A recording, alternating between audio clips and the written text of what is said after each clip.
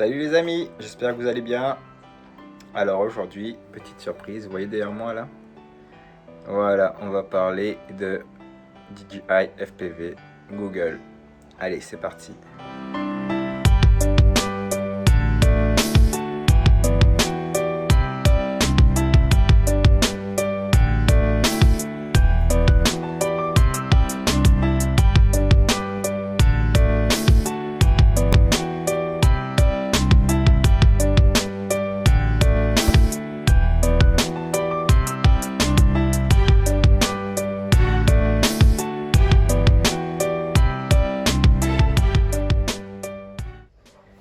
C'est parti pour le petit déballage.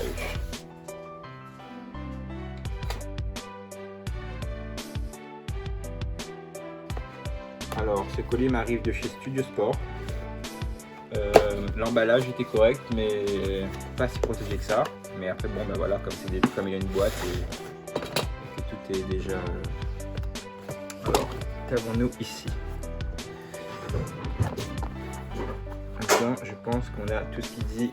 Là-dedans, on a tout ce qui dit documentation, manuel. Voilà. On a aussi tout ce qui dit les sangles, les antennes, petites antennes. Je vais bien vous montrer tout ça, ne vous inquiétez pas.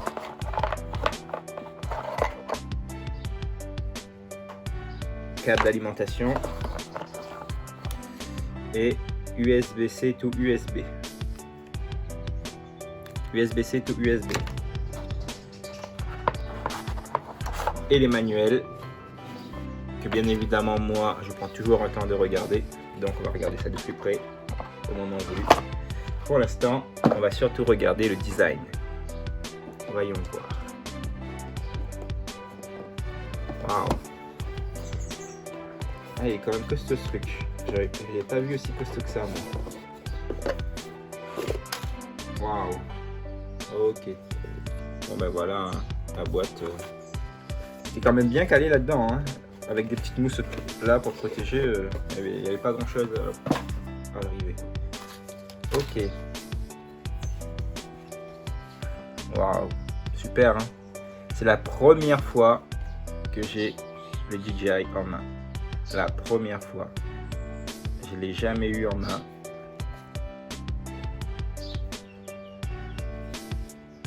Ok, micro SD. Vous voyez ici, on a le plug micro SD, USB-C.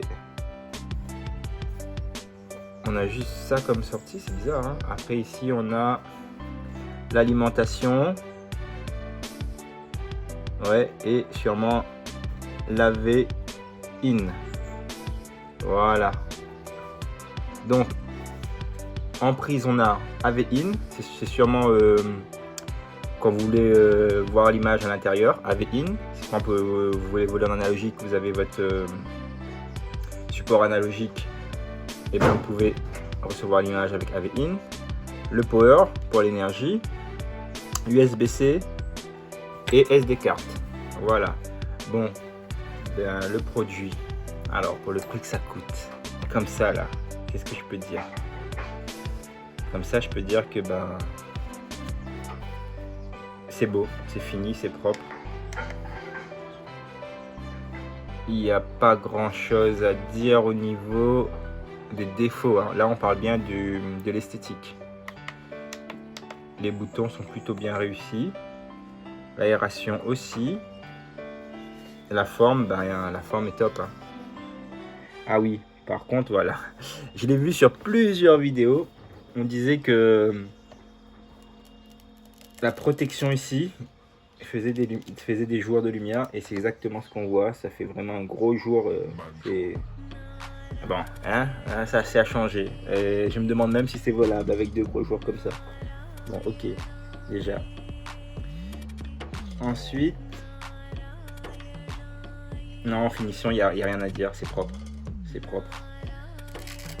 Donc ça on peut changer comme vous voyez, ça s'enlève, très bien. Alors il y en a plein qui parlent de DJI FPV Google V2. à mon humble avis, ça va pas sortir tout de suite. On va rester encore un bon moment sur la V1. Pourquoi? Parce que ça fonctionne déjà de 1. Et parce que si vous regardez cette vidéo, on est en novembre. Si on avait une V2, elle aurait sorti maintenant. Donc c'est pas pour maintenant. Au mieux des cas, si une V2, ce sera pour l'été prochain, juillet, août. Donc voilà, au mieux. Ou sinon, Noël prochain. Donc pour ceux qui veulent attendre, vous avez encore à attendre. Moi, j'ai attendu 1 an juste pour voir vraiment les retours, si ça allait me plaire. Après 1 an, je me suis décidé, je me lance. Et on va tester le FPV HD. Donc voilà, allez, maintenant passons en ce qui concerne ce que je trouve dommage. Première chose qui est dommage, c'est que vous n'avez pas de sortie HDMI ni d'entrée HDMI. Contrairement au Fat Shark, à Aomway, Skyzone, les EV800, non les EV300 pardon, les EV300, ils ont tous des entrées HDMI. Ça veut dire c'est très bien, ceux qui ont un ordinateur avec simulateur peuvent directement voir l'image. Ici on sera obligé de bidouiller, transformer votre image HD en AV-in pour ensuite avoir l'image de votre simulateur dans votre masque. Ça c'est pas terrible. Du coup pour ceux aussi qui veulent sortir l'image du masque comme moi, ce qui m'intéresse beaucoup, pouvoir partager l'image, et il n'y a pas de sortie HDMI out, ni de in ni de out. Je pense que le seul out c'est le USB-C qui est ici. Donc il y a une façon de sortir l'image ici, mais pour ça il faut le smart controller qui coûte 700 boules, hein, d'accord. Donc j'espère qu'ils vont sortir quelque chose de moins cher où on peut ressortir l'image des Google, parce que ça revient vite très cher de pouvoir ressortir les images de ce Google. Voilà, maintenant tout est dit.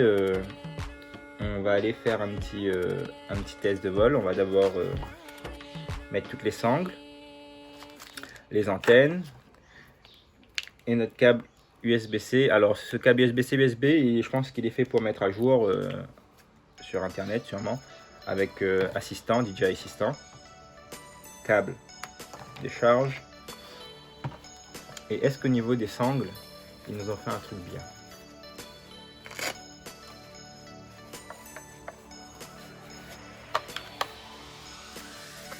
Bon, ça a l'air d'être du bon. Ouais, c'est pas mal. Ah, ça c'est chouette. Ça c'est... Oh ouais, ça c'est chouette. Ils nous ont fait un petit peu de pêche à l'intérieur. Ça c'est vraiment cool. Pour ranger ses lunettes. Top. Top, top. Ouais, on est bien là. Ouais. Ça c'est cool. Bon, ça ne protège pas beaucoup, mais au moins il est à l'abri. Ouais, pour transporter dans un sac. Bon, comparé à une boîte de Fat Shark là, ou de Skyzone, si vous voulez, on est légèrement plus gros avec ça. Donc vous imaginez bien, si vous mettez ça dans une boîte, là ça devient vraiment encombrant. Donc pour le transporter, c'est pas super, hein, il n'y a pas que ça. Hein. Regardez les boîtes de Fat Shark ou Skyzone, il est carrément plus petit et pourtant il est dans sa boîte. Vous voyez ça? C'est pas mal du tout ça. Hein. Du coup, c'est intéressant d'avoir une boîte parce que là ça devient très encombrant pour les DJI. Voilà. Bon, maintenant qu'on a vu ça, je vous propose de vous abonner à ma chaîne parce que je vais continuer des tests, surtout au niveau des antennes. Voilà, au niveau des tests, on va faire les tests des différentes antennes qu'il y a pour ce masque. Et surtout, voir vraiment au niveau du range et de la liaison si c'est vraiment mieux. Même si on sait déjà que c'est mieux parce que vous savez que les lunettes, contrairement au Fat Shark et aux autres modèles de lunettes qui font que recevoir, ceux-là ils émettent.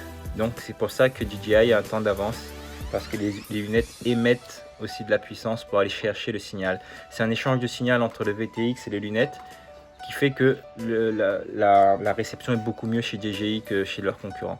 Donc DJI a pris un gros temps d'avance en faisant ça. Et c'est pour ça qu'il va garder son avance encore un bon moment.